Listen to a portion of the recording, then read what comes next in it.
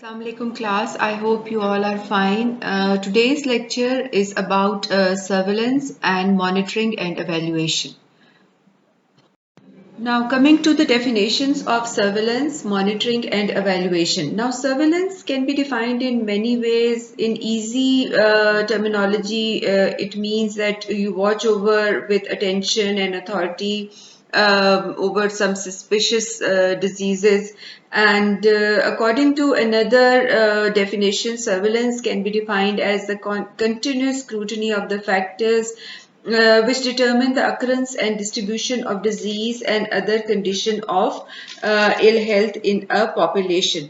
Now, or it can be also be defined as when the surveillance is applied for a disease. This means that the continuous watchfulness over the distribution of the disease and the trends of the new cases or the incidence cases of the disease through the systematic collection, consolidation, and evaluation of all the morbidity, mortality, and health relevant data, as well as the regular dissemination of interpretations to all who have contributed in the surveillance program and to all those who are in a position to take action for the control and prevention of that particular disease.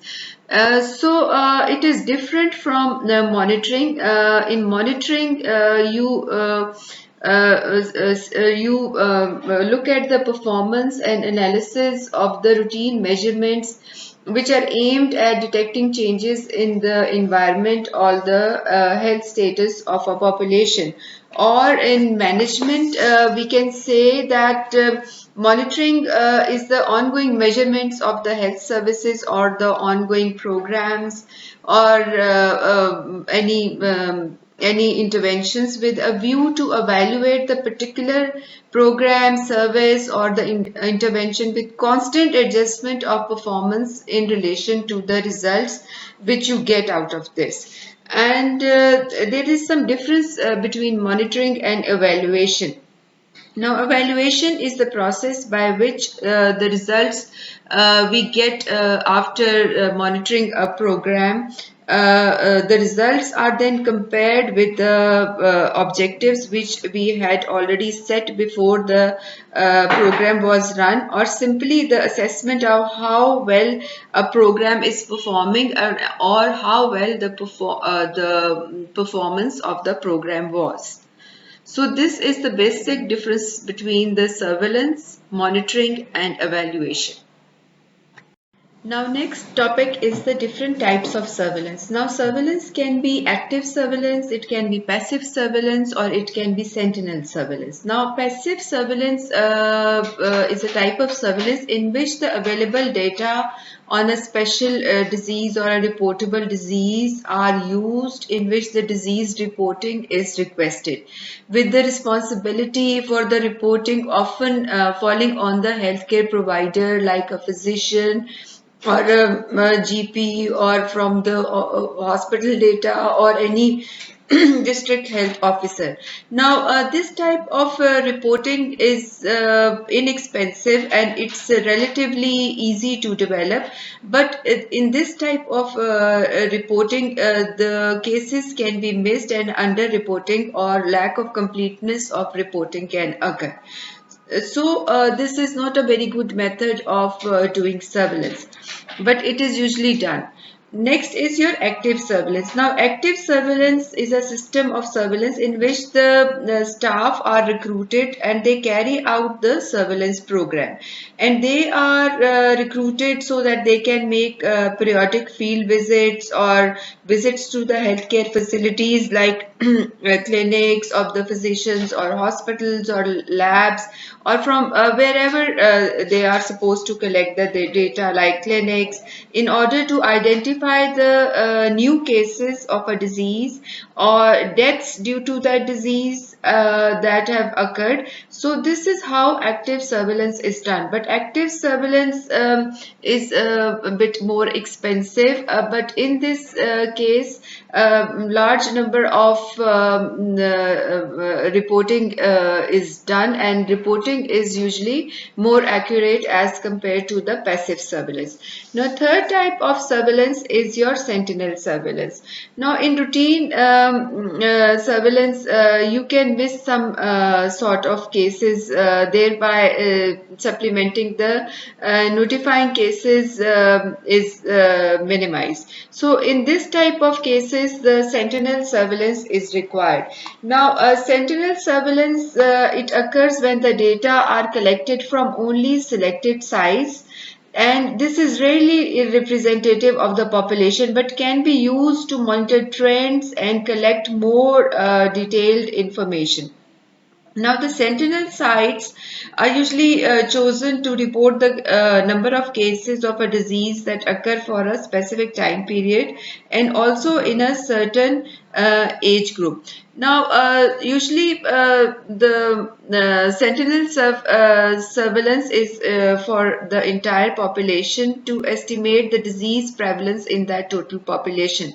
And the advantage of such a system are that the reporting biases are minimized and feedback of information to the providers is quite simple as compared to the other types.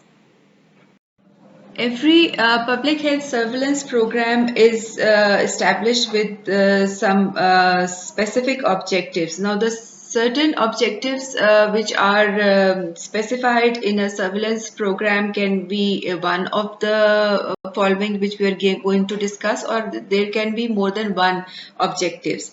Now, number one objective is that with the help of a surveillance program, you can study the trends and patterns of the disease occurrence in a community, and with this you can predict the future course of the disease. Another objective is that with the help of a surveillance program regarding a disease, it can identify any upward trend at a very early stage that it can tell us about an upcoming epidemic. And so this is the most commonest reason for which the surveillance programs are established. Next objective is that it can provide quantitative estimates of magnitude of the health problems.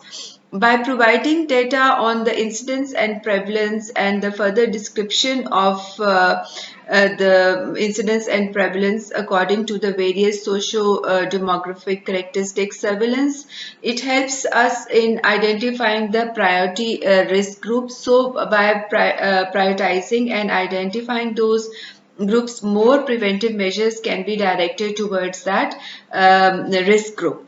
Next, it can help to study the natural history of disease. Like we can take the example of the surveillance program of AIDS, which was done during the last decade, and it has added important knowledge regarding the natural history of AIDS infection and HIV infection in the world. Next objective is that with the help of the surveillance program, it can demonstrate the spread of a disease in time and place and possible vehicles, and the route of spread of the disease can be identified. Now, it also helps to develop, with the help of the public health surveillance program, it also helps to develop the epidemiological research questions. And so, new research and interesting research questions can be identified, and further research can be conducted on them. Now, another objective is that you want to test some epidemiological hypothesis, or you can, or you are required to test a hypothesis. Like example is that in 1973, it was seen that a hypothesis was made that a particular insecticide was suspected of being related to certain birth defects in the babies. So this hypothesis was tested by doing certain researches. So these are the basic objectives of the public health surveillance.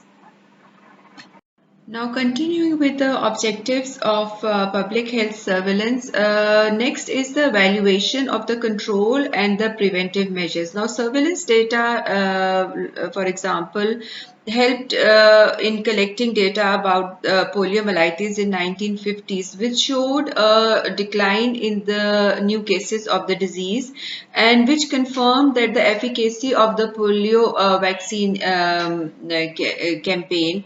And this also helped in confirming the efficacy of that vaccination. Now, next is the monitoring of change in the infectious agent. Now, development of the antibiotic resistant gonococci was also identified with the help of the surveillance data which was collected for this specific purpose. Now, next objective is that we can detect changes in the health practices with the help of the surveillance program. And another objective is that we can also get an anticipation about the need of the health services required, and also we can get clues about the certain risk factors of the disease. So these are the basic important objects which are required, or with which we can establish a proper surveillance system for a particular disease.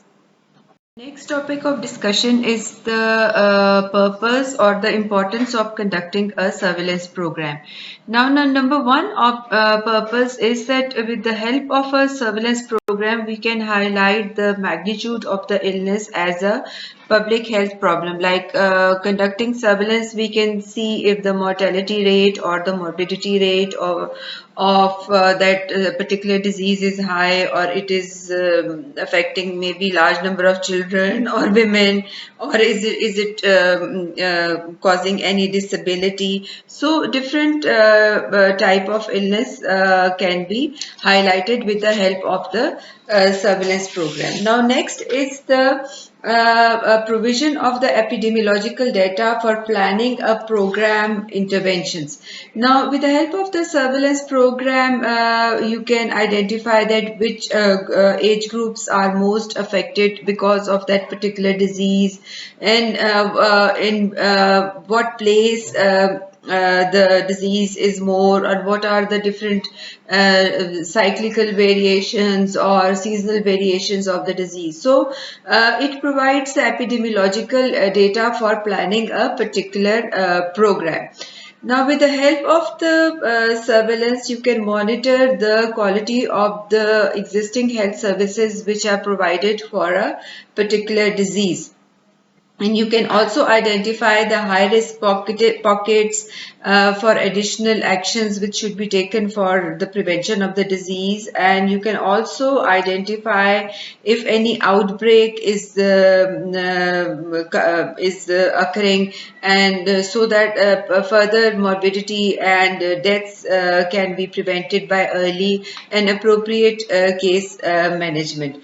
And with the help of the surveillance, you can also document impact of the services provided in a community or an area, and which shows the declining trends of the disease, and also it can also show us that there is some reduction in the neonatal or any child mortality rate. So these are the basic things or basic purposes for which a surveillance program is conducted. Now, in this slide, I'm going to tell you how surveillance data is collected, or you can get a question that what is the surveillance cycle. Now, in the surveillance cycle, first you collect the data which you are supposed to collect regarding your problem or the disease or whatever the health service or whatever you are collecting the data for. Then you are going to clean the data as that's a raw data, and then clean data is then analyzed and interpretation of the data is done, and then the data is disseminated to those who are in a position to take action for that particular problem. This is how a surveillance cycle is conducted, or this is how a surveillance is done. Now, next are the different limitations of a disease surveillance system. As the surveillance system should be perfect so that it can be useful. If there are certain limitations or drawbacks, then the system is not useful as it was supposed to be.